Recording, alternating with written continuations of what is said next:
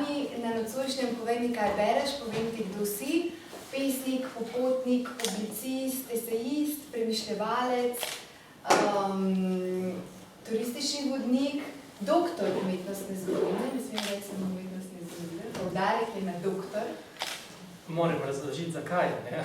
Ja, Verjetno se sliši pretenciozno. Predvsem pa, Jure, najprej lep dober večer. Dober večer vsem, zdravljeno. Kar mene vedno osupne, ko te poslušam, sem hotela napisati vabilo, pa potem nisem vedela, če je to pravilni izraz, človek renesančnega razpona, kar se tiče zanimanj, širjave duha, poleta duha in tudi prebranih knjig in načina, kako govoriš o njih.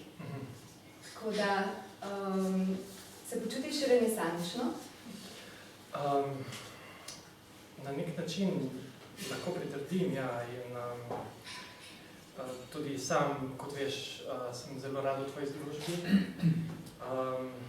Tako da se tukaj marsikaj odpira in večkrat sem tudi sam nagovorjen od tvojih študijev in tvojih interesov, tako da me je prav veselil dejansko to dogodek in ogromno stvari se je odpiralo, ogromno enih inputov, tako v prečesavanju te osebne zgodovine, ne, in kako so te knjige vstopale nekako v moj prostor zavedanja. In zagotovo, ja, renesansa je igrala neko pomembno vlogo, skoraj kot nek prostor, neko zatočišče, tako kot morda tebi Kašmir, pa tantrizem in tako dalje. Jure, prej si mi rekel, da je bil težek zalogaj prinesti te knjige. Po eni plati fizično, po drugi plati, ker si izbral kar zajetne prijateljice, hvala.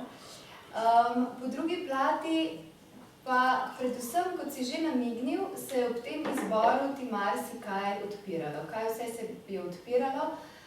Se bo najbrž odprlo, ko bo odpirala konkretne knjige, ampak zdaj mogoče, če lahko rečeš tako čisto nasplošno. Ko sem ti dala nalogo 5 knjig, ki jo dam okvirno vsem in potem nihče se ne drži tega napota. Ti si zapisal, da po svoje je vse, kar si izbral, zate ena knjiga z veliko začetnico in po drugi strani si nekatere knjige, kot boste tudi videli na svojih listkih, dal v isto vrstico, kar predpostavljam, da jih nekako še posebej povezuješ. Tako da, kakšna je bila tvoja izkušnja najprej s tem izborom, ki je danes z nami, oziroma kako je nastajal in kakšen je bil ključ? Torej, izbral sem tiste knjige, ki so me tako ali drugače najbolj zaznamovali, ki so odprli ene najgloblje dimenzije ali pa celo me transformirale in zaznamovali neko obdobje v mojem življenju.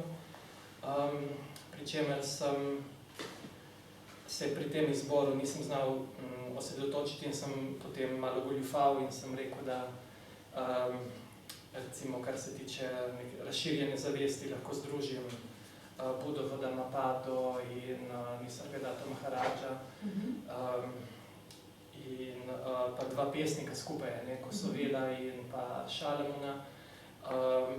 Tako, ker je ta razširjena zavest gre skupaj v isti predalček, pa se potem še preliva celo poezijo in 2 pesnika, med katerima tudi sam nekako slalomiram in se enkrat eden kaže kot tako, bi rekel, privlačnejši ali pa v tistem trenutku mogoče me bolj nagovarja in potem spet zdrsnem v drugemu in sem res tukaj nekje vmes. Torej, predalčki imajo en nadnaslov. Ja, nekako so tudi kronološko razporejene te knjige, s tem, da me že nekaj časa ni bilo v Kopru in ti vseh nisem prinesel. Recimo, Helmuta Wandmacherja, ki je vas počrtan, ga imam doma v kopiji, ampak lahko samo govorimo o njej, ali pa Ikarjev sen, prav tako je vas počrtan, pa imam tukaj ene izpiske. ampak kronološko se začnejo, ja, tako mogoče s korpusom hermetikumom. Najprej kot premiso bi lahko rekel, da sem bil otrok, ki je malo bral. Izrazito malo sem bral in izrazito nerad sem bral. Zanimivo. Da. Nisi edini od tukajšnjih bralcev, kar nekaj zaupa tako izkušnjo. Kje pa se ti je zgodil potem ta knjižni preporod, bralski preporod oziroma tako, ja. krstvo? Res, ja. V bistvu, ko so prišle prave knjige, ne? Ko so prišle prave, bolj zahtevnejše knjige, torej otroška literatura me nikakor ni motivirala, recimo Ostrška nisem prenesel, prav mrzil sem ga, da ne govorim o kakšni Pesterni, ki se mi je smilila, ampak mi je bila prav težko in mučno brati, ne, prav grozno, ona tam sama in ne vem, v teh gozdovih tava in tako, razumeš. 5 prijateljev so stalno jedli in je bil en skrajni dolgcajt. Gnjat, to se še tako. Kaj pomeni gnjat, ampak vedno so rekli gnjat. Gnjat. Ker glede na tvojo prehransko izbiro. So bili elementi, razumeš, intrigantni, neki gradovi. Gnjat najbrž takrat ni posebej dišala, tudi v literaturi, ne? Takrat nisem bil še tako selektiven, ampak bolj je nekaj je zmanjkalo, ne, preveč, kaj pa vem. Skratka, potem mi je oče kupil enciklopedijo za otroke, tako debelo enciklopedijo od A do Ž, in notri je bil ves svet. Ves svet, vsa področja, od znanosti, zgodovine, umetnosti, botanike, astronomije, in tam sem znorel. Potem sem bral do 2 zjutraj. Ne. Torej, enciklopedija je pa našla. Da. Je pa naletela na. Ja, v bistvu sem bil zelo zvedav in tako kot... Sprav ta renesančni razpon, že takrat je samo čakal, da najde svojo knjigo. Danes, ko sem na to pomislil, sem se spomnil tako metaforično na film 5 element, ko se Milo Jovovich sestavijo iz tega DNK-ja, Nezemljana, ki pride najdejo ta eno končino in jo sestavijo, ne. In kaj ona naredi, ne? Ona se informira o tem, kje je, ne. Tako da študira zgodovino sveta od A do Ž, mislim, kaj ta svet je, kje se je znašla, ne. Od A do Ž, kaj se je novega zgodilo. In v bistvu je ta moja zvedavost je bila tovrstna, ne, kaj se tu dogaja. Kako si se znašel na tem planetu? Se ti je zdaj kdaj čudno, s katere zvezde si padel? Mislim, to ni bilo tako reflektirano, še zdaleč ne, ampak kaj se tu dogaja, ne, treba je bilo razumeti, kje smo in kaj je ta svet okoli nas in kako funkcionira. In to ne skozi zgodbe, ki so polne nekega balasta in zelo so razpotegnjene in težko najdeš v bistvu to, kar me res zanima. Tako da enciklopedija je bila v tistem trenutku neko pravo čtivo in hkrati živo izkustvo, ne, torej samota nekje v naravi, recimo jezera, reke, gozdovi, ježa s konjem pri Noni na Črnem vrhu v gozdu, ali pa potem izkušnje v jamah z jamarstvom, ali tudi pogovori z ljudmi, ples, ki me je zelo pritegnil, zaradi tega tudi prvi naslov prve knjige Pod kamni plešemo, ne. Torej, in v teh izkustvih je bilo že neko temeljno, neko doživetje, nek srh, ki te spreleti in ga potem zasleduješ. In iskal sem take knjige, ki bodo v meni prebujale ta srh. In katere si potem še našel? No in potem je v gimnaziji prišla poezija. V gimnaziji je prišla poezija. Mislim, že v osnovni šoli, ne, bereš Prešerna in tako, fantastično, ne. Ampak v gimnaziji potem pride, ne vem, Baudelaire in Rože zla in sorodnosti. In takrat sem potem pisal en seminar o teh sorodnostih. V bistvu ta neko svetlikanje ene mistike v ozadju.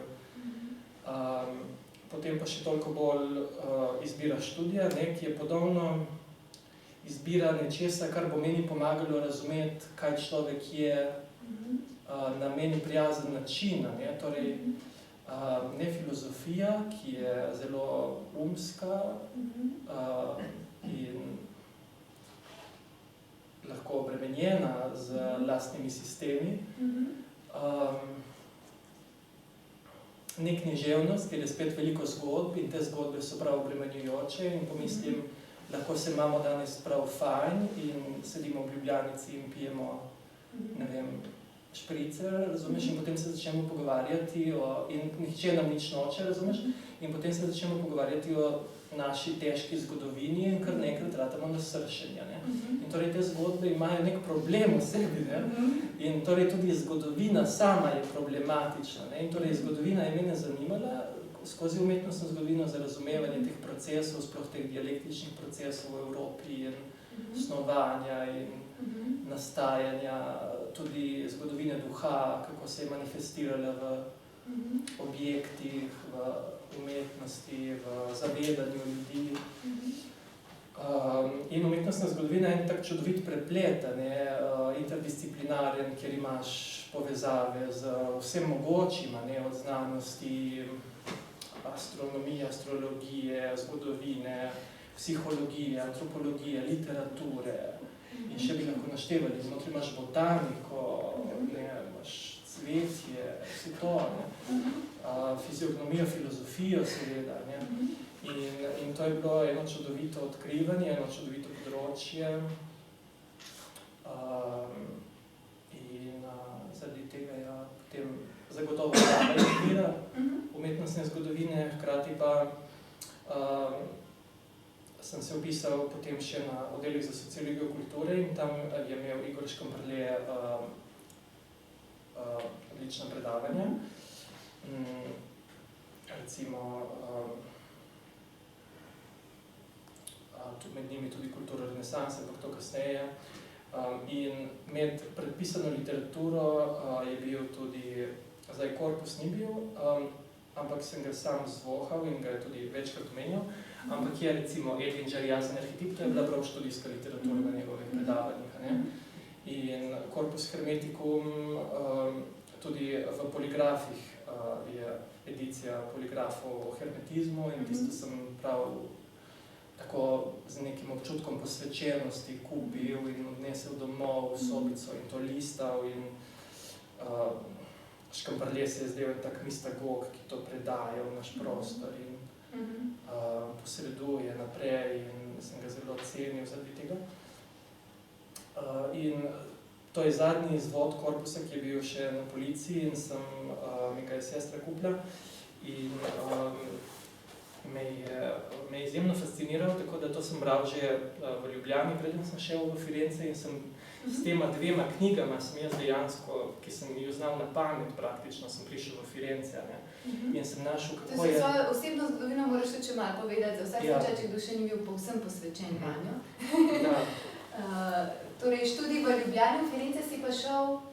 Najprej na izmenjavo Erasmusa, ne? Okej. Pri koliko letih? Torej, to je bil 3. letnik, s tem, da 1. letnik sem se prepisal, torej, koliko let sem imel, ti mi povej? 20. Ja, odvisno koliko je dolga letnik. Tam smo, zgodnja 20. Da. 24, tako je. In prej, se pravi, v zgodnjih 20-ih sta bile to že knjigi, ki sta te očarali in začarali. Pa mogoče se kar ustavila zdaj tukaj, pa bova potem nadaljevala še panoramsko naprej. Zdaj, sama zgodovina oziroma samo ozadje tega, kar vemo in kar ne vemo o Hermesu Trismegistu, korpusu hermeticumu in njegovemu vplivu, recimo, je tudi zanimivo. Kako je recimo ta knjiga našla tebe? Rekel si, da jo je Igor Škamperle tudi večkrat omenjal. Ja. In koliko te je pa fasciniralo mogoče njeno ozadje, sama vsebina, na kak način ste se srečala? Verjetno preko predavanja, da so prihajali elementi, te literature in potem preko zbornika o hermetizmu.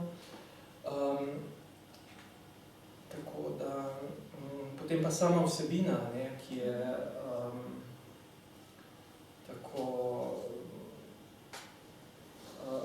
ki te tako neposredno naslavlja, ne, ki budi prav zavest o tebi, ne, in že morda tudi sama zgodba knjige, kako jo je, mislim, da bil to en menih, Leonardo da Pistoia, ki je v 15. stoletju iz Makedonije prinesel poslednji ohranjen rokopis korpusa in jo v sredini 15. stoletja prinesel v Firence in svet se ustavi. Cosimo de Medici naroči dvornemu filozofu Marsiliju Ficinu, naj ne prevaja ničesar drugega in tudi sam Platonov korpus je šel na stranski tir, ne, zato da se je potem z vso prioriteto prevedlo Corpus Hermeticum, ki ga je Marsilio Ficino naslovil Pimander. Torej ta prvi del, Pimander, drugi del pa Asklepi, ki je bil znan že prej v srednjem veku. Pa so ga poznali že dejansko iz zapisov cerkvenih očetov, ki ga omenjajo z vsemi častmi in so nekako menili, da je bil Hermes Trismegist dejansko sodobnik Mojzesa in torej, da je napovedoval krščanstvo še pred njegovim začetkom in da je to neka filozofija perennis ali priska teologija, starodavna modrost, nekako, ki je nastopila pred svojim časom in napoveduje Kristusov prihod v prispodobah, v metaforičnem jeziku.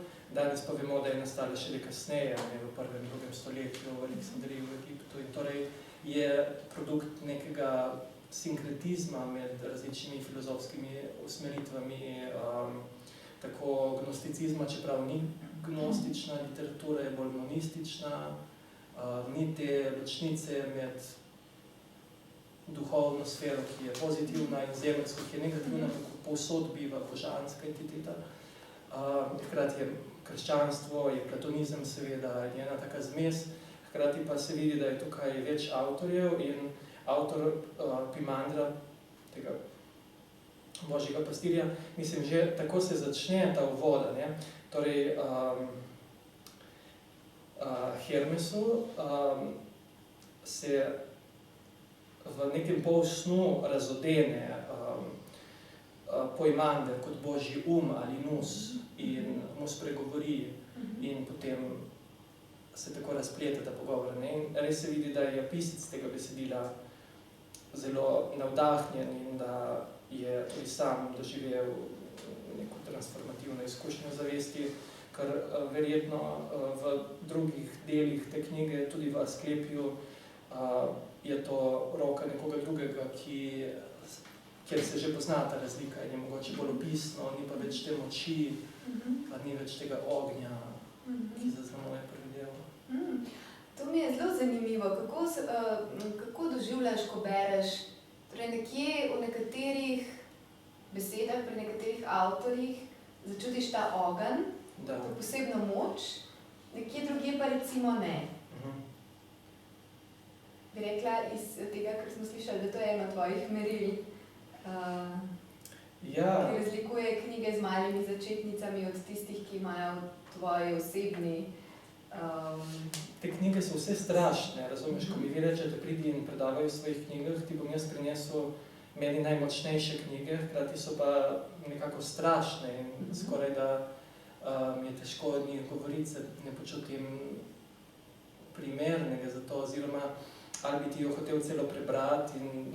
Ni treba čisto cele, ampak kako prebereš kaj, kako kaj prebereš, kako odlom, kjer recimo čutiš, da je ta ogenj, ki si ga omenjal, prisoten, pa ki se te je dotaknil ta ogenj tega. In tudi ta asketizem, po katerem kliče ta knjiga, ne, po nekem postenju uma in telesa, me je izrazito zaznamoval, ne. Recimo, kdor ima v sebi naj spozna, da je nesmrten in da je poželenje vzrok smrti. In takih premislekov je veliko, ne. Če najprej ne sovražiš svojega telesa, moj sin, ne moreš ljubiti samega sebe, to govori Hermes svojemu sinu Tatu. In podobno. Potem sem si dal te oranžne. Zato si moramo drzniti reči, da je zemeljski človek umrljivi Bog, Bog na nebu, pa nesmrtni človek. In to je ena premisa, ki je v renesansi izjemno močno prisotna, ne, v humanizmu, kjer je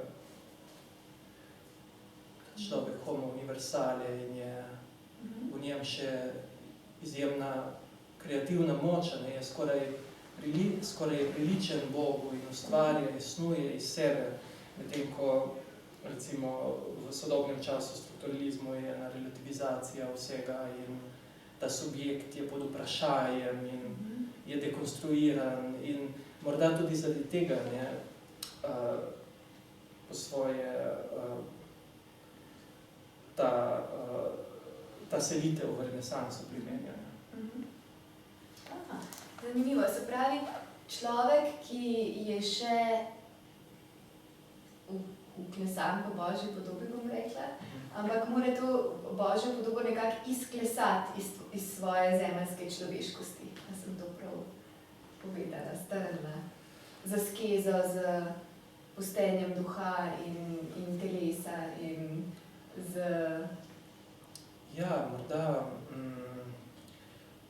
vendar enkrat, ko ozavesti to svojo božansko naravo, vse to samodejno odpade, ne? In torej potrebne so samo potrebno je samo to, da nas nekdo spomni na te zadeve, ne?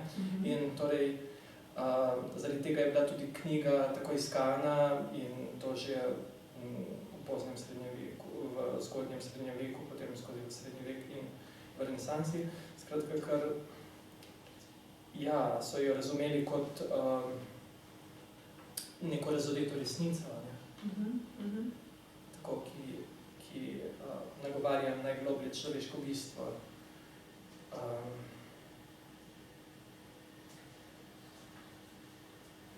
Mogoče... Evo, je tukaj. In to je potem že vstop, ne, v mistiko in tudi v azijsko filozofijo, do katere prideva. Kaj je pravzaprav resnično Trismegist? Sprašuje njegov sin Tat. In mu odgovarja, to, kar ni nečisto, moj sin, kar ni omejeno, kar je brez barve, oblike in spremembe, kar je nezastrto, kar je sijoče, to, kar je samemu sebi dovoljivo, kar je nespremenljivo dobro, kar je telesno in tako naprej. Kaj je ena taka zelo pregnantna knjiga in hkrati je Trismegist tudi bil poimenovan kot oče alkimije. Začetnik alkimije, mislim, vse to naj bi se dogajalo v Egiptu, ne? In Egipta kot dežela, ki je dala, kjer se alkimija sploh porodi.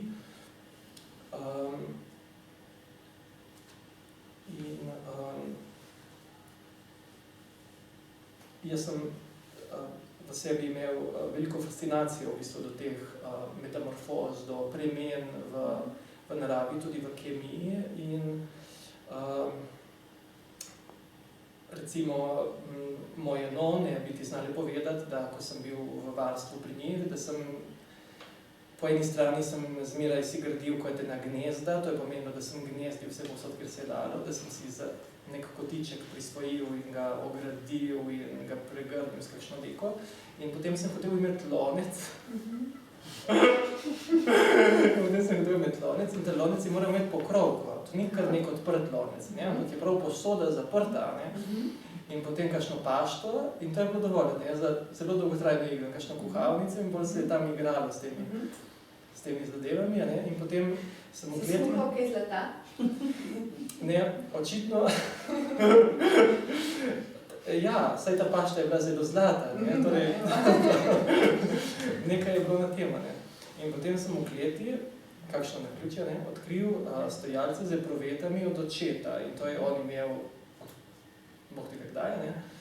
In to je bil predmet največjega čudenja sploh in to je takoj preraslo, potem je prišlo na vrh vseh interesov in cel balkon sem si potem prisvojil in potem so mi začeli kupovati provete in te sveče in tam sem nekaj kuhal in skratka, to je trajalo zelo veliko let. Hkrati pa sem risal zelo intenzivno gradove in take piramide, polnjenih pasti, v katerih se skrivajo zakladi, in podobno. In labirinte, enkrat sem začel na en majhen listek risati en labirint in potem so mi dali zvezek, in sem razdelil ta zvezek, sem porisal z labirinti. In to je šlo vse vzporedno, dokler pač nisem teh vzgibov našel tudi v literaturi. In recimo Yasin arhetip Edinger, to je jungovski psiholog, psihoterapevt. In zadnje poglavje te knjige se nanašajo tudi na alkimijo in tukaj sem dejansko prišel prvič potem v stik s to teoretično platjo alkimije skozi jungovski pristop in psihoanalizo. In ta izjemno bogata simbolika, podobe, skozi katere so se alkimisti izražali, so mi bile tako ljube, tako domače, tako neposredno razumljive, saj ni treba nič pojasnjevati. Sploh pa cela knjiga, ko sem jo bral, me je kar vrgla in potem sem napisal, to je zdravilna knjiga Liber Taumaturgus, v moji taki pokmeteni latinščini. Zelo me je prevzela in sploh bi bilo dobro, da bi jo bolj pogosto bral verjetno v življenju, ker razlaga o tem, kako človek v raznih fazah življenja nekako dialektično prihaja iz stanja, kjer obstaja neka os, jaz, sebstvo in je nagovorjen od tega, kar ga neskončno presega in se mu potem lahko zgodi, da pride v neko stanje inflacije, kjer se identificira s tem stanjem in to postane zanj nevarno, tvegano, ker preide inflacijo kot neke vrste napihnjenosti, ega, ki se identificira s sebstvom in je torej na preizkušnji, ki vodi neizbežno v neko zaznamovanost ali pa v neko, tudi v nek pogorom dobesedno, neko čisto fizično pretnjo. In ta knjiga zelo lepo pojasnjuje te mehanizme komunikacije med jazem in sebstvom na različne načine.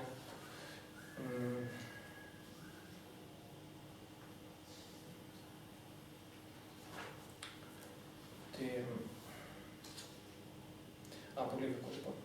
Božji ljubljenci so deležni najhujših preizkušenj. To pa pomeni, da preizkus sproža posameznikov potencial za individuacijo.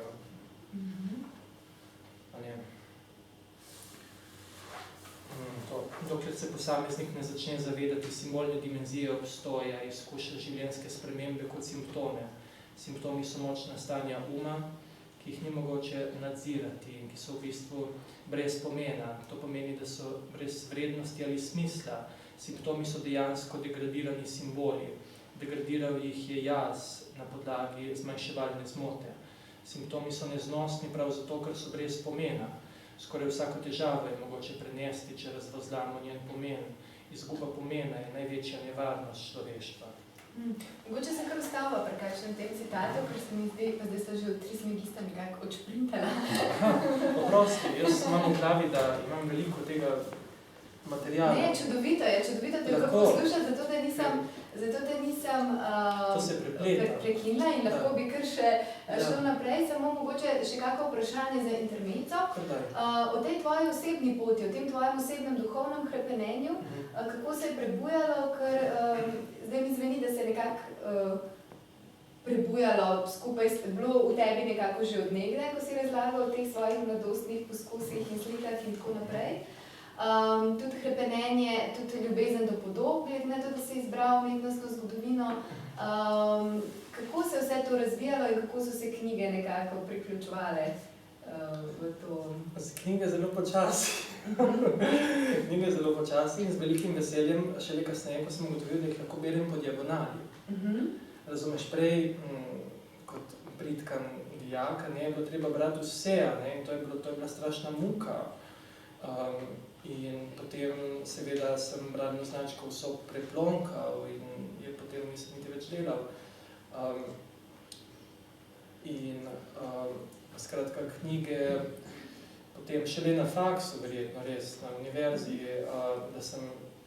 da sem jih začel prav kopičiti in da sem si izoblikoval neke načine, neke metode, kako jih tudi memorirati, kako... Povej nam več o teh metodah, to je zelo zanimivo, ne samo kaj doberamo, tudi kako. Ja, izrazito jaz knjige moram raztrgati.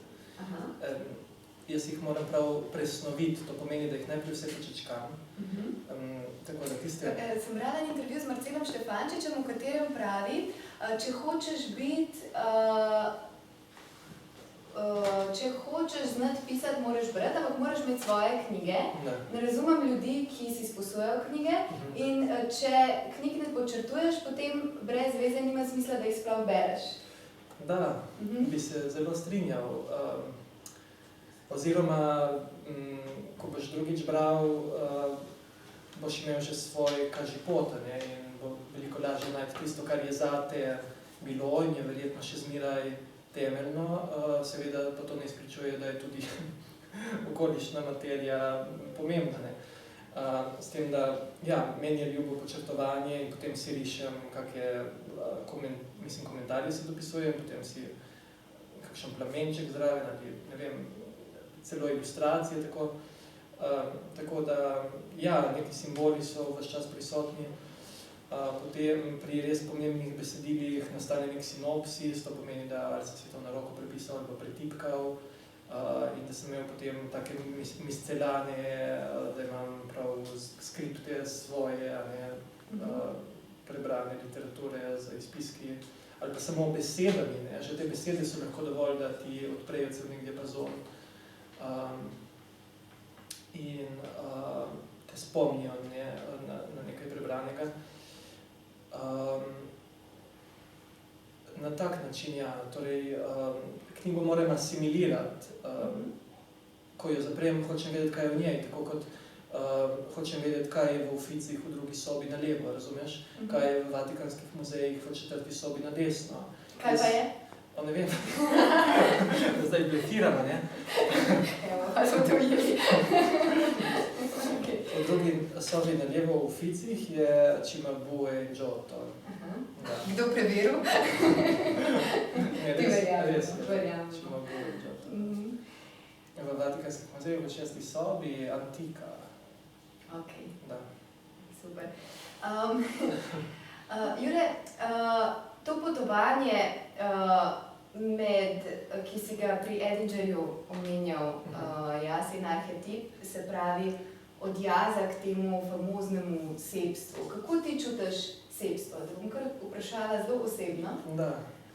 Ker se mi zdi, da te knjige zate, kot praviš, so strašne, tudi zato, ker se navezujejo verjetno na eno zelo močno tvoje osebno izkustvo, prej si govoril o razširjeni zavesti. Kako bi ti definiral, oziroma se tvoja poezija tudi to izreka verjetno, ampak kaj je zate sebstvo, oziroma kaj je tisto, kar se ti zdi, da te presega, kaj je tisto, po čemer hrepeniš in... Veš, da sem se prav pripravil. Nisem super, da si se jaz ne bi znala odgovoriti na to. Se jaz tudi ne bi znala, ampak na srečo sem šel danes v gozd, razumeš. sem bil tako na robu histerije, Aha. če se pošalim, in sem šel gor v gozd na grad, dvigovati hlode. To so ti presnojedci. Nekdaj. Preveč energije. In potem sem sprehajal po tem gozdu in skratka, gre za neko temeljno izkustvo, da je v jedru življenja nek čudež, misterija, nek je neobesedljiv in je hkrati zelo fiziološki, torej zelo doživeti in intimno doživeti, torej tvoje, ne? Ti si. Ne? In že s tem sem povedal vse, ti si, ne? Ti si ga doživel, ne? Torej, veliko stvari doživljamo in se jih zavedamo in prihajajo in odhajajo in se prepletajo, ne? Ampak v osnovi vsega tega je jaz čutim, ne? Jaz se tega zavedam. In to je nek tak moment ene izjemne fascinacije in neke take temeljne izkušnje, ja, te živosti, te živosti in hkrati zavedanja. No in potem je bil drugi del tega premisleka, kako bi lahko življenje vzniknilo iz neživega, če ni že vselej prisotno, tudi v mineralih, recimo. In kako bi lahko zavest vzniknila kar ex nihilo, če ni že vselej prisotna, torej tudi v tem, kar mi imenujemo nezavedno ali pa zgolj predmetni sveta, ne? Torej, neka fluktuacija je tukaj, nek pretok in hkrati smo potem že hitro v nekem polju poezije, ne? In tega, da te svet nagovarja in te povezanosti, enotnosti. Ampak to je vse nekaj, kar sam doživiš in je potem v bistvu vse tvoje delo nek napor, kako to ubesediti na nek svež način, da bo prišlo, ne. Tudi tebi, ko boš pozabil, ne, ko boš znova pozabil. Da. To je danes redek pogled na poezijo, se mi zdi. Ampak ne med mojimi favoriti. Ne med tvojimi favoriti. Tvojimi favoriti še prideva, a ostaneva mogoče še kaj pri teh ali kroživa skozi vse skupaj, kot skozi eno knjigo, pa še... Jaz vas ne bi preveč... Zaenkrat še noben ni pobegnil z dvorane, tako da... Ker sva nisva še niti začela. Lepo se nama gre kar hitro, nisva že omenila. Samo jih je 7. Lahko malo kroživa skozi njih, ja. Da, mislim, skratka, Edinger in alkimija, ne, in jaz sem potem prišel v Firence nahranjen s to literaturo in potem so se mi začeli dogajati izjemne stvari, ne, in da sem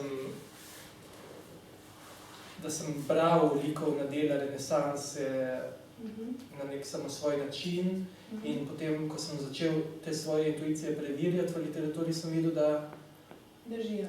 Ne, hej, nihče še tega ni pogruntal, ne? Pa so pri doktorju umetnostne zgodovine. Ja, no in to sem te stril, da napišeš, da mora biti DR umetnostne zgodovine, da je diskrepanca med DR umetnostne zgodovine in turistični vodič naravnost boleča. Za koga? Za doktorja turističnega vodiča? Za milosrčne ljudi. Okej, ampak, dobro, k tvojemu doktoratu mogoče posredno prideva. Saj sta že tam, razumeš. Aha, okej. Saj ni veliko zapovedati. Skratka, to se je zgodilo v 2 letih. 2006-2007 sem jaz dobil inpute za vse, kar sem delal potem naslednjih 10 let. Jaz mislim, da se mi posmešalo.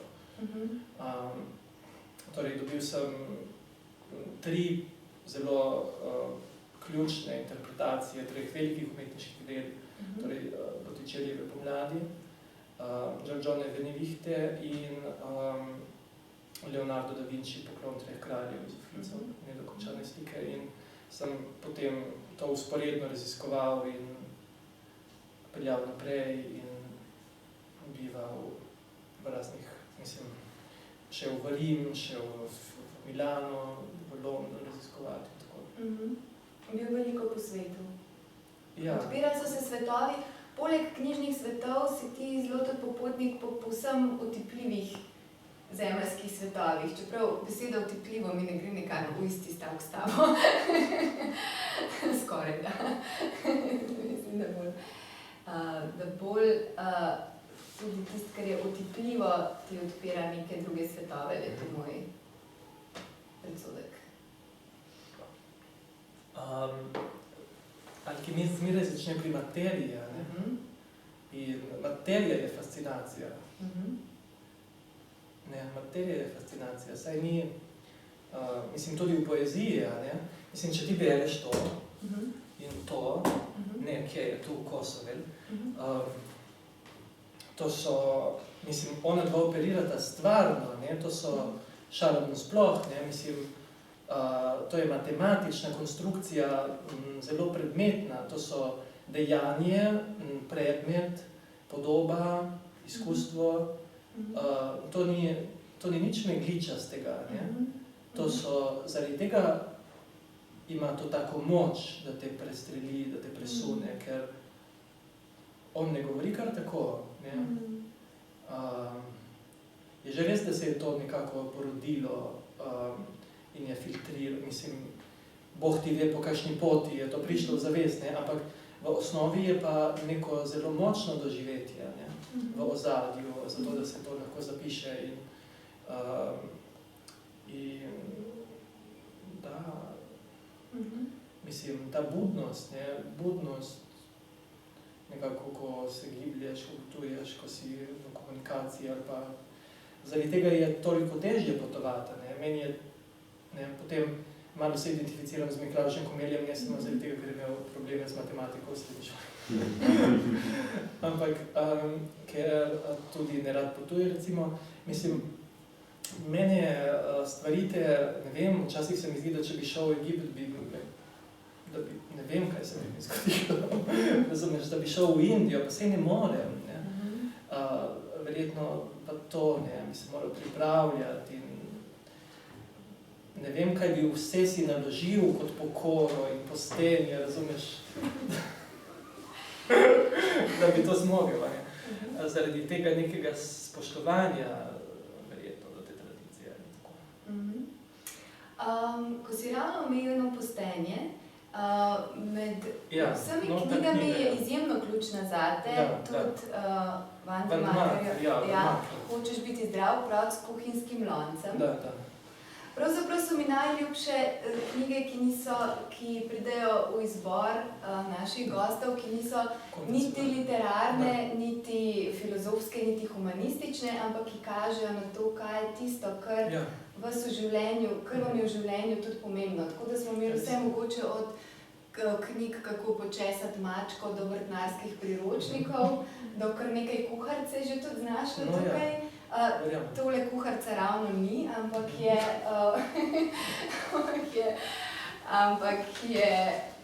Biblija, ki pove, zakaj nikar ne jemljite kuharico v roke. Tako, res je tako. In, mislim, ta knjiga je že bila pri nas doma, mati je bila presnetka že prej in to je prej kdaj, ker ta knjiga, jaz se tudi spomnim kot otrok, da je tudi bila pri nas doma. Ja, no saj je od zunaj že veliko, 15 let recimo, ne, tako da je že več generacij presnetcev v Sloveniji, s tem, da moja mati morda presnetka zdaj, ne vem, 7 let. Takrat je bil tudi njen partner presnojedec in jaz od svoje mame zagotovo bi težje sprejel, ne, kako bi rekel, mogoče te informacije, medtem ko z njim, on mi je razlagal te določene stvari in potem je bil nek trenutek, v katerem se mi je zazdelo, da je absolutno vse to, kar je on razlagal, je bilo nesprejemljivo, ne? In ni bilo v skladu z ničemer, kar sem jaz slišal, ne v šoli, ne skozi vse formalno izobraževanje, ne na televiziji, ne od nobenega zdravnika, torej popolno zaumje blaznost. In potem sem ga imel tako pred sabo in sem rekel, ok, ampak dajmo pogledati njegovo telo od znotraj. Prav tega trenutka se spomnim, kot da bi z notranjim očesom si ogledal. Kakšne so vene človeka, ki je samo sadje in surovo zelenjavo, razumeš? In kaj si zagledal? Lepoto, svetlobo, čudovito. In takrat sem si zaželel, takrat sem zaznal in sem potem tudi razvil to idejo, da si tudi sam želim biti lotofag. In da lotofagi so pa ja taka prijetna bitja,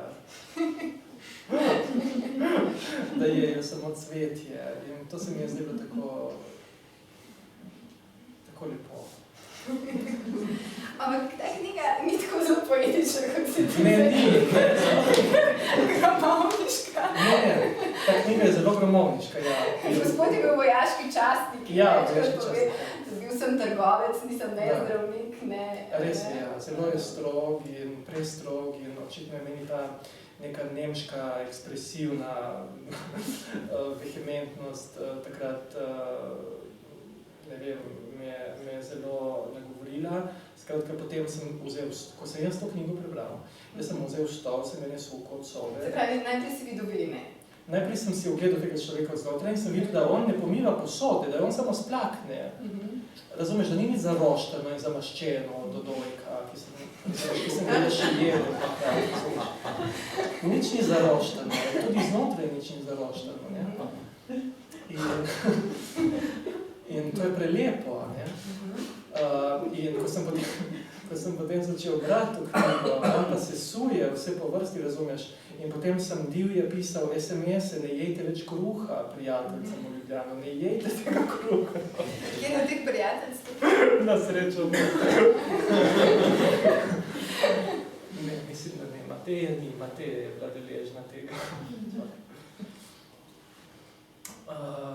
Ne, in ja, tako da sem počasi to presnavljal. In res, knjigo, ja, knjigo, mislim. Tako po poglavjih on demantira, ne, po poglavjih demantira vso piramido, ne, vso našo prehransko piramido in jaz sem si nesel stol v kot in sem se del v katatoničnem stanju, in sem doživljal eno grozo, da sem bil narobe poučen, celo zaveden, celo prehaljen, da sem bil spremenjen, ne, zdaj se ne smem prestrogo izražati. Zato faga v odojko jedst. Ne, jaz sem bil vsejeda, ne, in to je bila piramida, v katero so me uvedli pri gospodinstvu, v osnovni šoli, razumeš, nežnega, mladega človeka, kjer imaš ti Toršico, ki je avtoriteta, pridna, s predpasnikom. In ji zaupaš, razumeš, ker zveni tako prisrčno in razumeš, in ji zaupaš, ampak ti podaja, ona te inštruira, da bodi, mislim, saj ne morem tega izreči, ampak Leonardo bi rekel, ne vem, transito di morte, ne, in pokopališče trupel, ne, pretok smrti, to so Leonardove besede, ne. In res, v bistvu je bil to en tak zelo šokanten trenutek in hkrati trenutek, v katerem sem izgubil zaupanje v sistem. Da. Mislim, da on tudi nekje piše, glih danes sem ga malo listala, da je znanost samo poslednja stopnja zmote. Ja. Saj to je dvorezen meč, ne, in tudi Helmut je strog, zelo stroga, ne. In so na srečo potem tudi drugi teoretiki, seveda, on je samo začetnik in je tudi razumljivo, da je sam doživljal podobno v bistvu strast in jezo, ne? Mislim, evo, bi se lahko vrnila Edinčarju, kadar se nekaj prebija v zavest, se to zgodi skozi konflikt. Ne? Nek konflikt mora nastopiti. In zdaj, če si ti zelo, mogoče na neki višji stopnji zavedanja, morda tega lahko ta konflikt omiliš ali pa ga spregledaš, ne? Ampak potreben je, ne? In tudi sam potem moraš narediti nek rez. In jaz se spomnim, sem šel na neko potovanje, na eno ekskurzijo šolsko, na faksu smo šli v Vičenco in tja sem šel v sendvič in nazaj sem prišel z mandarinami. Ne? In nisem več zdržal, prav nisem fizično več zdržal in potem sem prišel domov in sem spakiral vso hrano in sem jo dal sestrijo. Predtem sem pa šel še na balkon v svoj že demantirani alkimistični laboratorij, ki sem ga ponovno obudil in sem zažigal na ognju cedevito in razumeš, kako gori cedevita, koliko sladkorja je in salamo in sir. Hotel sem videti, iz česa to je, kaj sem jaz jedel te stvari, koliko je, razumeš? In potem nič več. No in potem 7 let nič in to je bilo, v bistvu se je to povezalo z nekimi drugimi nivoji in nekimi drugimi mojimi potrebami. Tudi po neki centriranosti, po tem, da prvič se mi je zazdelo nekako, kakor da v bistvu presnojedstvo sem razumel kot nekaj temeljnega iz neke resnicoljubnosti, sledenje temu, kar je resnično. Ne? Torej, nobena žival ni kuha, vsaka žival je sebi namenjeno hrano, torej je jo surovo, če je že meso, jo bo jedla surovo. In zaradi tega ima krajši trakt prebavni, da izloči toksine. Ne? Hkrati je tudi kosti, ker če jih ne bi jedla, ne bi imelo dovolj kalcija in bi se spet porušilo neko ravnovesje, razumeš, in nič od tega ne vemo. In hkrati ne jemo, mislim, živali ne jejo žitaric oziroma ne pijejo mleka, ko se razvijajo samo v dobi odraščanja. Hkrati mi pojemo tone in tone te materije, te snovi, ki se nekje odlaga in te seveda potem od znotraj se delajo kot v bojlerju neke plastije, ne? In to se kaže navzven kot staranje. Ne? Zato si ti tako mladosten. Neka reklama za očiščevanje bojlerja.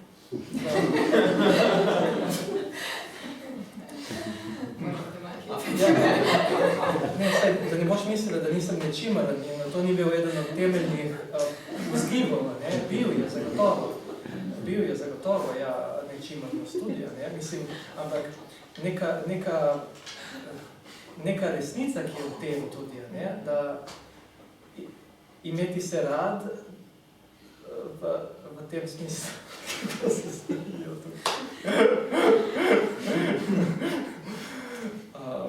Skratka, imeti se rad na ta način, ja, da lahko sam nekaj naredim v bistvu vsakodnevno, ne, zato da živim v skladu z naravnimi zakoni, s kozmičnimi zakoni, ki so eni za vse. Ne. Torej, jaz, ker sem človek, ne pomeni, da sem izven teh zakonov in ker sem izumil lonec, v katerem lahko skuham, to ne pomeni, mislim, to mi seveda olajša prilagoditev na okolje, da dobim več kalorij, ampak za kakšno ceno, ne. Torej, lahko pojem marsikaj, kar ni užitno, ne? Ampak za kakšno ceno. In vse to se je začelo na nek način porajati in potem seveda odrežeš in greš polno, objameš presnojedstvo in se zgodi nek trenutek euforije, ko radaš spet na Biralec in na Primorskem, ki je rajski vrt, razumeš, in pol sušiš, ko zmešam te fige na balkonu, na tone fig, ampak res na tone. In lešnike nabiraš, ki jih živ krst ne nabira in padajo to ne moreš verjeti, če ne vidiš. In ogromno je in češenj, ki jih niče ne je, in teh sadovnjakov zapuščenih in trd zapuščenih. In skratka, ti rataš ena srnica. Dobesedno. In to je neka čudovita izkušnja, ne, taka prvobitna izkušnja v stiku, to ritorno alla natura. Ne. In ja, v tem lahko zelo ustrajaš. In hkrati še en moment, ki je bil zame ključen, je, kot se videl, kdor se ne zaveda, kako kvarno deluje in čuti na njegov in njegov, potem, ne, slabo kaže. To sem te hvala vprašati, tele gromovniški so te zelo nagovorili, ker nas trismegist tudi ne govori mogoče povprečnega 23-letnika. Ne. In recimo, tudi meni je bil blizu, mogoče tantrizem, dobil sem v roke, potem v Firencah še toliko bolj, recimo knjige taoistične alkimije, torej kroženje po mikrokozmični orbiti, Cao-Picchen, traktat o kitajski fiziologiji in alkimiji, fiziognomiji in alkimiji, pa misterij zlate rože in v bistvu presnavljanje notranjega libida tudi, notranjega ognja in pretvarjanje teh energij. In hkrati vse to se mi je zdelo, da me presnojedstvo v tem še bolj harmonizira, ne, da sem še bolj pomirjen v sebi. In to mi je zelo odgovarjalo. In bi zagotovo v tem ustrajal, če ne bi potem prišel do nekega preloma, ki se je zgodil iz večjih razlogov, verjetno pa, ker sem pisal doktorat, sem bil zelo umsko obremenjen in hkrati se nisem dovolj podučil, recimo nekje v zvezku sem imel napisano beri Eighty-Ten-Ten od Grahama, ampak to je ostalo v zvezku in samo sem vedel, da je tam neko zmanjševanje maščob in potem sem jaz začel neke te maščobe zmanjševati in hkrati sem bil malo nepozoren in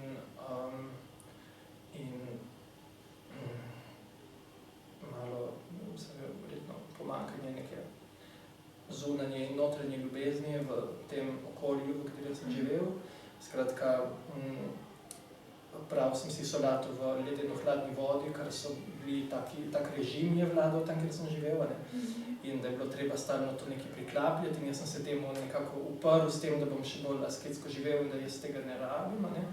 In sem potem si pripravljal solato v tej ledeni vodi in sem potem zbolel na okončinah, na prstih. In to je bil potem, občutljivost na mraz se je pojavila zaradi tega in sem potem moral prekiniti s tem, kar je po svoje prineslo do neke druge stopnje. V bistvu, da recimo vegetarijanci ne vejo, da je 5 banan lahko odlična večerja ali pa da je, ne vem, da je 7 breskev odličen zajtrk. To je tisto, kar ti da presnojedstvo. 7 breskev ali pa pol ali pa 1 melona je odličen zajtrk. Ne rabim kruha in mleka, dobro, sojnega mleka ali kako. Ampak kar pa presnojedci, kar pa mogoče zmanjka v tej strogosti presnojedstva je, da zakaj pojesti 30 banan na dan, vsak dan, ki so uvožene in špricane, če pa lahko pojem 2 kuhana krompirja, pridelana na svoji njivi in malo fižola in leče morda, ki ima ogromno beljakovin. Skratka, in to ravno tako nadomestim in sploh kot mlad človek se to tudi ne pozna. Skratka, ta stvar je kompleksna in zdaj vidim drugače presnojedstvo in se mi zdi mogoče prestrogo, sploh za enega mladega človeka.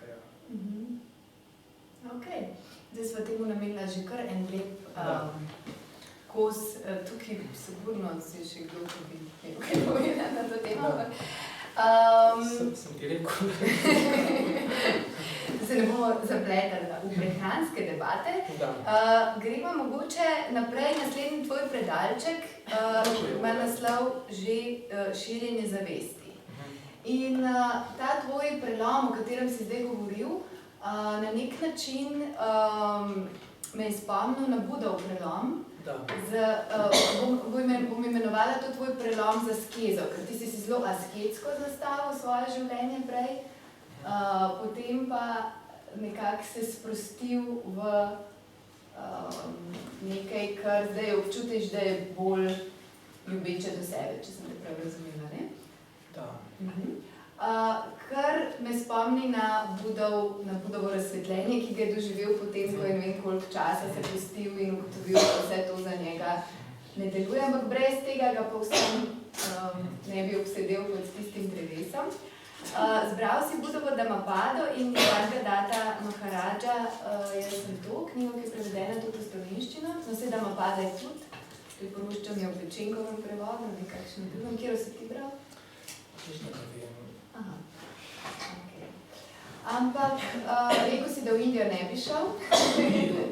Bi, ampak preveč impulzov. Pripraviti se moram. Bojim se, da ne pridem nazaj. To se mi pa ne ve. Kako so te pa poklicali ti svetovi? Dhammapada sem dobil v roke že morda v prvem letniku gimnazije. In ne me vprašaj kako, ampak to so prav te sinhronicitete, v Jungu. In skratka, tam je bila na policiji in ta obraz mehljajoč verjetno na platnici, in potem sem to bral in to je bilo nekaj najlepšega, kar sem bral do takrat. To je mir, preveva iz tega besed, en sam mir, ki te spravlja v stanje miru, prav. In zdaj to lahko tudi poimenujem, v bistvu v teh besedah, saj tudi ti sama to čudovito razlagaš, nekako modreci in pesniki, kako riši znajo priklicati, se dvignejo v te višje sfere, od kjer potem nekako kristalizirajo te resnice ali pa te uvide in potem prebiranje teh besed te že samo po sebi lahko spravi v neko stanje, meditativno stanje samadija. In tudi če nič o tem ne veš, je na nek način učinkuje. Se pravi, da Dhammapada, ki tudi težko, da bi pritegnil naravno, vsakogar moram že reči, če se bere prav originalno besedilo, te je v bistvu nagovorila že takrat? V gimnaziji, ja, v prvih letnikih gimnazije. In potem kasneje tudi Bhagavad Gita, ki sem jo bral kasneje že na faksu, in nekdo mi je priporočil, da to moram, če še nisem, in potem sem res vzel v roke. In me je veliko stvari tudi navdušilo in tam recimo tudi piše, da modrec se ukvarja z jogo in non sequitur, in potem sem se tudi sam začel z jogo ukvarjati. In še veliko tudi podobnih elementov, modrec, jogi, vase, potegne čute kot želva, ali pa Krišna, ki pravi, delaj vse, kakor da bi meni podarjal. In najlepše meni kot presenečenje takrat, da modri ljudje jejo sveže in hrustljavo hrano, torej beri presno, potem, da strastni ljudje jejo začinjeno hrano in lenuhi jejo pomil. In mislim, v teh knjigah sem jaz našel, mislim, sploh v azijski filozofiji in modrosti, neke zelo prijemljive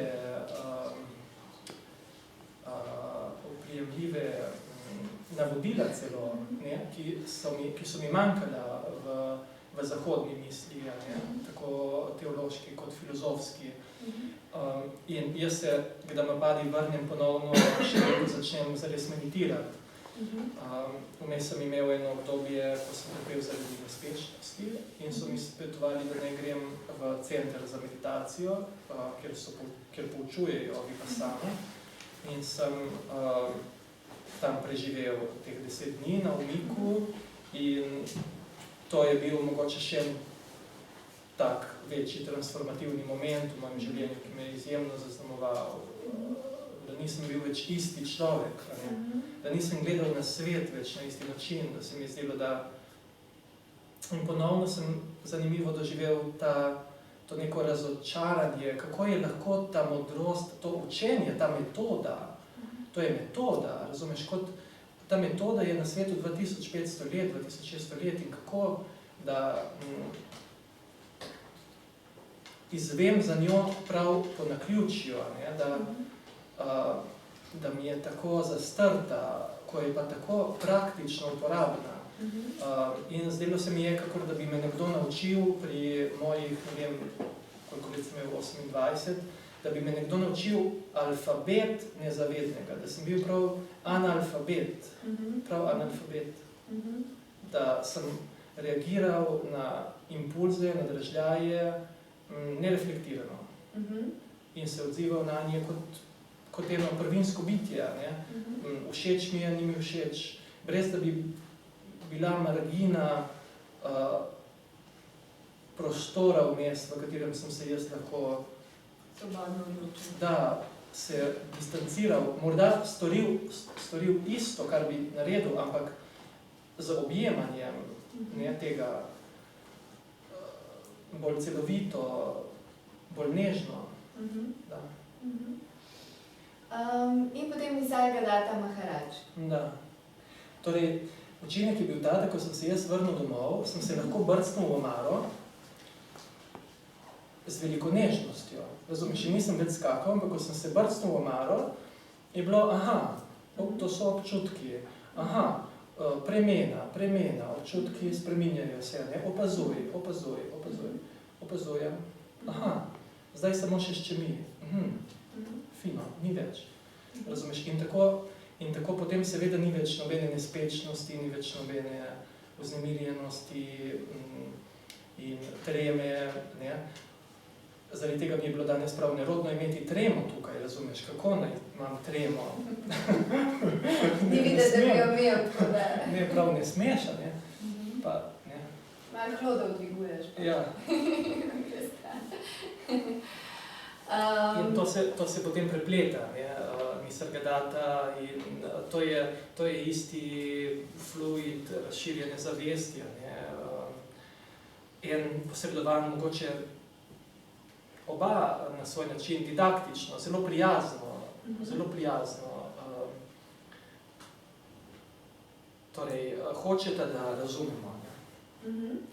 Hočeta, da se trudimo za to, da dosežemo to notranjo osvoboditev, kakor, da lahko imamo tudi neke druge življenjske cilje, neke druge življenjske cilje, ki so praktične narave, ampak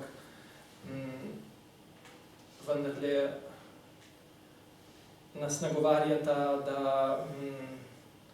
da je samo, mislim, da zakaj smo tukaj na svetu, ne? Mislim, vsa ta blazna evolucija, toliko milijonov let, da smo zdaj tukaj, in kaj, da imam nov avto, ali da napišem, ne?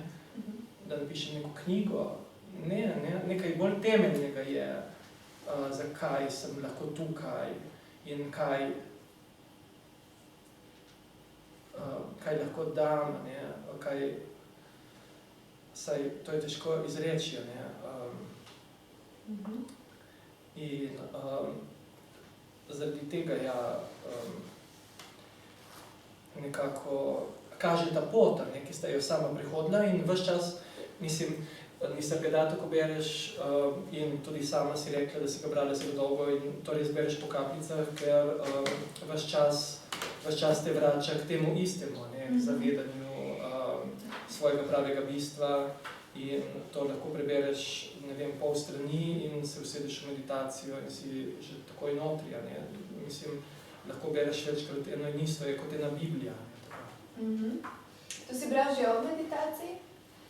Nisargadatta sem srečal preko govorov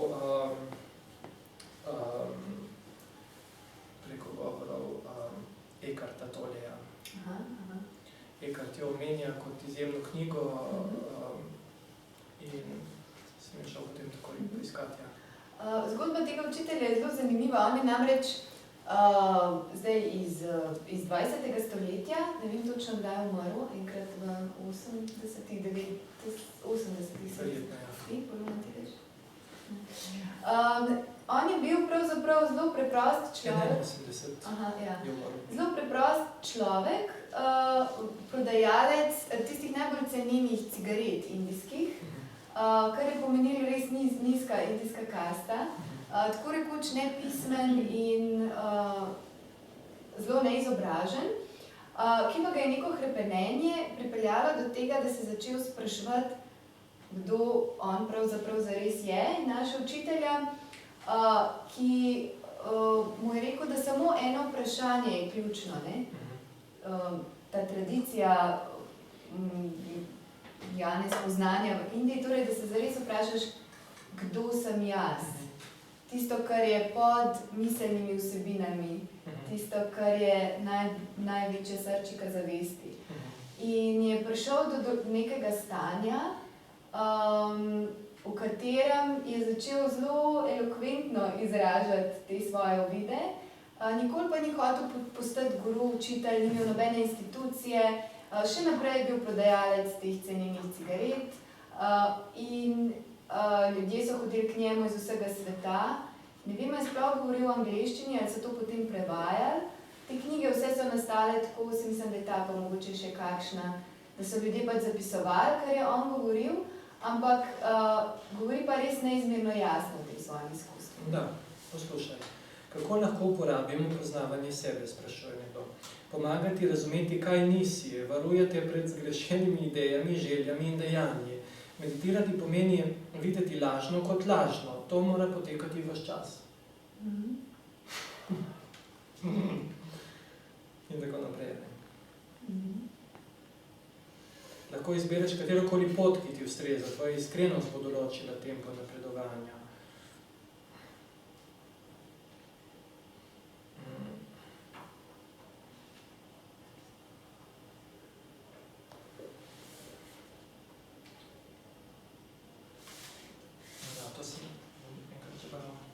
To, čemur ne moremo pripisati imena in oblike, saj je brez lastnosti in onkraj zavesti. Lahko bi rekli, da je točka v zavesti, ki je onkraj zavesti, tako kot luknja v papirju ni iz papirja, je tudi najvišje stanje v samem središču zavesti, vendar onkraj zavesti. Je kakor odprtina v umu, skozi katero svetloba preplavi Odprtina ni svetloba, je zgolj odprtina. Tako nekako piše, kaj se mu je zgodilo.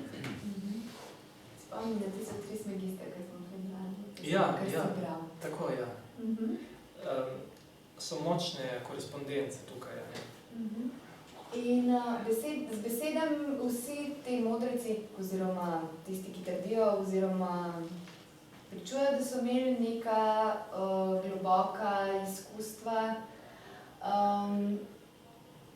pravijo, da je o tem zelo težko govoriti. In poezija je bila v zgodovini ena od načinov, kako se te reči lahko posreduje. In vem, da je to nekaj, kar tebe tudi v poeziji zanima, tako v tvoji lastni poeziji, kot tudi v poeziji drugih. Tako da zdaj so prišla do tega poezija okvirčka, kjer si častno mesto delita tvojih gurujev, bi se lahko rekla, a sem prav poimenovala, Tomaž Šalamun in Srečko Kosor. Res je, ja.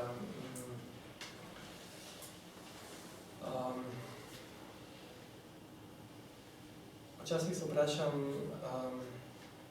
če en tak razsvetljen človek še potrebuje umetnost. Verjetno je on sam ne potrebuje, bi jo pa ustvaril iz nekega igrivega veselja in tudi zato, da lažje nagovarja ljudi okoli sebe. Torej, na nek način pa ta potopljenost tudi v čutno dimenzijo potem pripomore k ustvarjalnosti in tako Kosovel kot Šalamun sta mi blizu zaradi tega, ker imata eno zelo močno duhovno komponento. Zdaj moram bi govoriti o vsakem posebej in ker se tudi sam nekako tako nagibam od enega k drugemu. Šalamun je bil eden od tistih, ki so me prvi zelo izrazito stimulirali in sem ga zmeraj doživljal kot nekoga, ki je dosegel neko stanje tudi spremenjene zavesti, da sploh lahko izreka, kar izreka na način, kot ga izreka, In zadnjič sem se prav smejal, ko sem pomislil, kako bi mi, recimo, percipirali nekoga, ki se pogovarja na način, kot Šalamon piše, razumeš, da pride gospa na blagajno in reče blagajničarki, o, gospa, vroč trebuh teleta je na mojem čelu. In blagajničarka bi rekla, joj, gospa, saj razumem, breza pase svojo raso, jaz tudi včasih vtaknem roko v gobec, goveda, da tresem cvetove po gladini jezera. Sam je bil že preveč logičen za življenje. Ampak ja, mislim, je malo tako modificiran. Ampak bilo bi imenitno, ne? Zdi se mi, da bi si ti dve osebi vse povedali na zelo kreativen način. To bi prihajalo iz na blagajni, vse bi se razumeli, nekaj hočeta povedati, a hkrati bi ostajalo odprto in tako malo nekako neopredeljivo. Ne? In si poskusil dati na kakšni blagajni? Ne, veš, da nisem.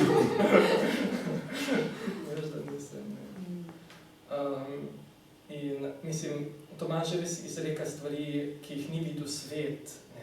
Ki jih ni videl svet. Smrt mora dihati kot slab, smrt mora dihati kot mama, nič grenkega se ne vleče za mano. Mislim, to so s temi svojimi permutacijami, ki so več kot zgolj to, ustvarja presežne dimenzije, ki so hkrati povsem razbremenjene, ludične, v katerih je vse dovoljeno in tako demokratičen je, ne? Z jezikom, z nami, z vsem, kar je. In tako tudi ena močna strast, tako elan vital, in hkrati neka logoroičnost, gostobesednost, ki me je v nekem trenutku odvrnila, ko sem prešel v presnojedstvo in se začel ukvarjati s meditacijo. In ko ugotoviš, recimo, koliko naslagi v našem umu, koliko misli se poraja in so povsem brezplodne in samo prihajajo, odhajajo, se mi je instinktivno zazdel Kosovel bolj čist in tudi bolj otroški, kar je ustrezalo mojemu takratnemu stanju ortofaga. In v bistvu sem hrepenel po tem, da bi bil tako čist in tako otroški kot Kosovel in potem sem dobil Ikarjev sen za darilo, ko sem diplomiral. In ta knjiga me je popolnoma prevzela, ker so notri njegovi rokopisi. In to niso... Velika monografija in notri so čez celo stran faksimili, torej odtisi njegovih listkov, na katere je pisal, in od spodaj so zapisi, kjer je pač razberljivo, kar se tudi ne da, je težko razberljivo marsikaj. In videti energijo duktusa njegove pisave in tudi kako revni so ti listki, na katere je zapisoval, in kako hipni so bili ti vtisi, je imelo neko prav posebno dražest in eno tako posebno energijo. Ja, in hkrati njegova srčnost, seveda, in ritmičnost njegovega jezika, ki te ponese, in ta mediteranskost tudi, da tolikokrat govori o srcu, o duhu.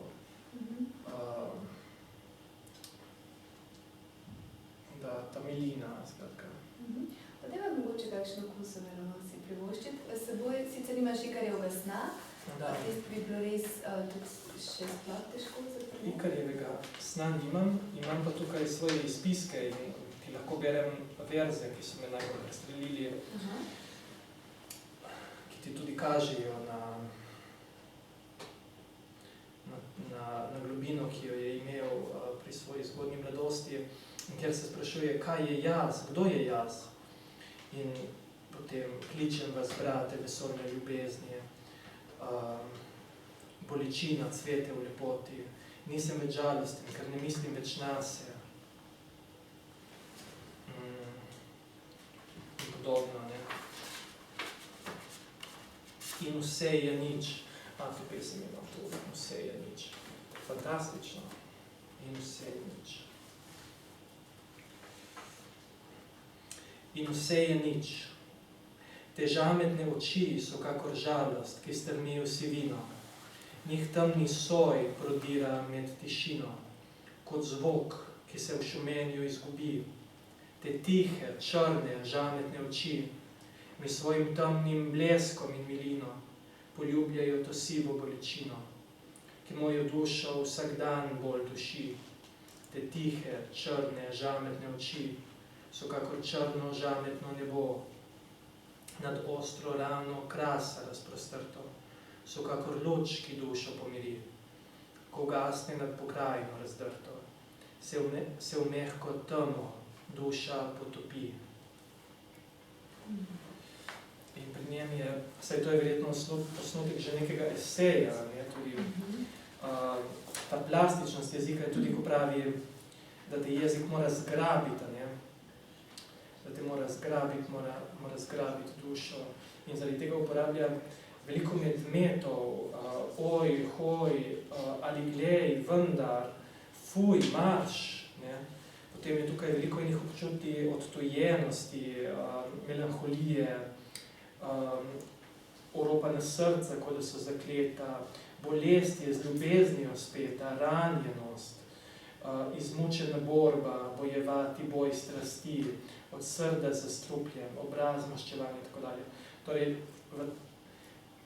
kot vidiš, ne, to se zelo sklada s prvo plemenito resnico, ne, življenje je trpljenje. In od tukaj naprej, ne, življenje je trpljenje, obstaja pot, ki vodi strpljenja. Mislim, ne, potem druga je pač vzrok trpljenja je hrepenenje, želja in averzija, obstaja pot iz trpljenja, potem poda Zmerečne pojte. Da. 4 plemenite resnice z živima. Tako je. In tako da, tukaj je takoj ta vstopa, ne, ki mi je bil takrat verjetno toliko blizu. Ok, Jure. Na tem mestu bi jaz izkoristila res častno publiko, ki imamo Da. danes. Se mi zdi, da je z vsakega predalčka vas je nekaj. Ne vem, če kdo tako kot Jure pokriva vse predalčke, to bi bilo nemogoče. Pa me zanima, bi se vključili s kakšnim komentarjem, lahko je vprašanje, lahko je komentar, lahko je preblisk, lahko je neodvisni prispevek, karkoli. Če nekdo prvi se potem ostali tudi opogumijo, ponovadi. Če meni kamera ni pojedla duše, ne bo niti vam. Se je tako usmerjena v to smer, da...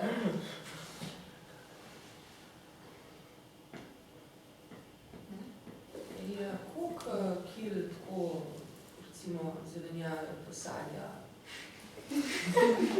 je treba, recimo, na dan pojesti, da lahko delaš normalno, tako. Resno, ne pecam se. Ne, res, odgovor je veliko. Zelo veliko. V bistvu se je treba prav siliti. Res? Prav res je. Včasih, ne, se je treba prav malo... Razumeš nič? Ker po bananah si hitro sita, ne, sploh moški bi morali veliko tega pojesti, ne. In jaz sem absolutno premalo zaužil, verjetno, sploh v zadnjem obdobju. Tako da, to so večje količine, ker imajo sadje tudi manj kalorij in potem obstaja, recimo, kronometer na spletu, kjer vnašaš, recimo, kvaliteto sadja, zelenjave in ti streli ven kalorije in potem veš, koliko tega moraš zaužiti. Pa, mislim, tako se da, ali tako skozi malo trpiš zraven, mislim? Ne, jaz na neki točki se mi je zdelo, da nikoli nisem bil tako sit zares in da nikoli nisem manj hrepenel po hrani. Zdaj ne vem, koliko je bila to moja odločnost, ampak ne vem, prej me je hrana, mislim, že ta sprehod po enem Maximarketu, toliko enih policije, ne, toliko enih delikates, razumeš, ki te stalno privlačijo. Potem pa kar naenkrat je samo ta zelo barvit sicer kotiček z sadjem in zelenjavo in kar naenkrat drugo izgubi neko privlačnost.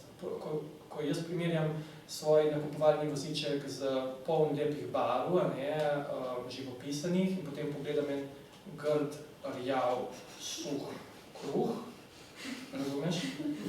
Mi je prav, kaj mi bo to? Seveda je to prestrogo, ne? Ampak še danes pojem ogromno sadja, ker sem ostal, bi rekel, na pol presnojedec in še zmeraj bom tudi celo pazil na to, da raje pojem več sadja in manj, recimo, nekih drugih oglikovih hidratov, ki so enakovredni, samo lažje se prestavljajo in hitreje dobiš energijo od njih. Tako, moraš pa iti večkrat na WC, ne, to pomeni, to je en del tega in si neko ena živalca, torej stalno si na WC-ju. Je pa iztrebek zelo živopisan in te prav zabava. Sploh, če si v gozdu, kjer je to čudovita stvaritev, ko je ena srnica. To so ti semenčka in olupki. Pa tako da jih teče. Bi lahko dal na kompost in svoje cukete pognojil in ne bi se ti nič gravževal. Svoje cukete bi svojim kompostom tako. Res, prav tako občutek imaš, da si čisto bitje, da ni nič... Dobrodošli na literarno večer. Dobro, da imam šaleme na rokah. Prej si govoril o Šalamunu pa o tem posebnem jeziku in načinu izražanja, kako bi izgledalo, če bi dal ta jezik v en vsakdanji prostor, vsakdanji okoliščino. Sem se spomnila na eno anekdoto s Tomažem Šalamunom v vsakdanji okoliščini, ki je razlagal pesnik Tomislav Vrečak, precej sta se družila in hodila na kavo in tako, in sta sedela v Trnovem pri Aniki, ali kaj je že tisti kar. No in Tomislav Vrečak naroči kavo z mlekom in reče Šalamun, jaz bom pa isto. In reče njemu natankarca, enako se reče. Enako se reče. To je dobro. Bravo, tako. Enako se reče. Še vas eno vprašanje. Iz tega pogovora sem zaznala, da sta tako v tebi eni taki dve zelo močni težnji. Ena je ta težnja po tem vitalizmu in mediteranskosti, pač kot tudi tako osebno to poznam.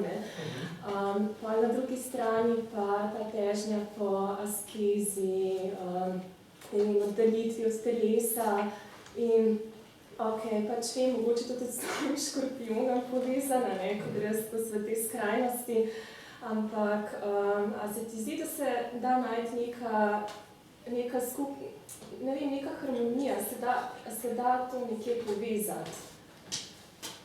Bom jasen. Ne. Ne. Ne, hecam se.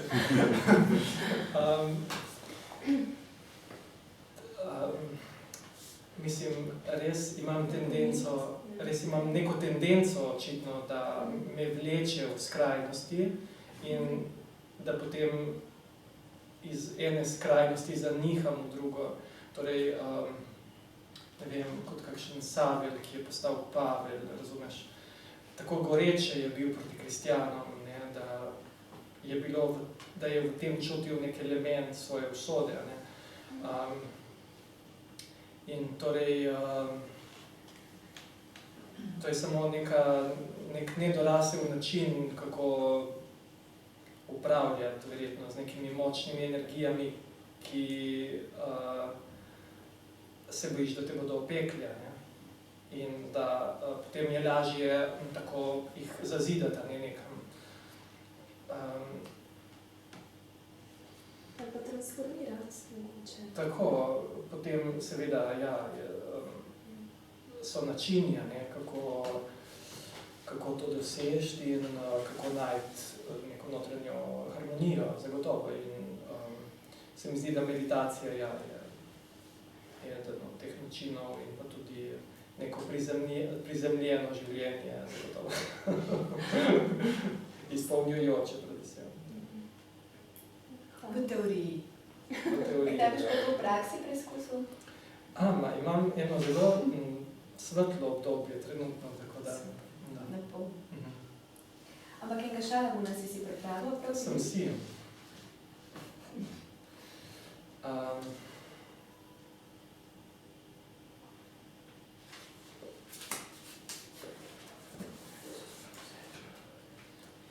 Sreča so topli razliti možgani.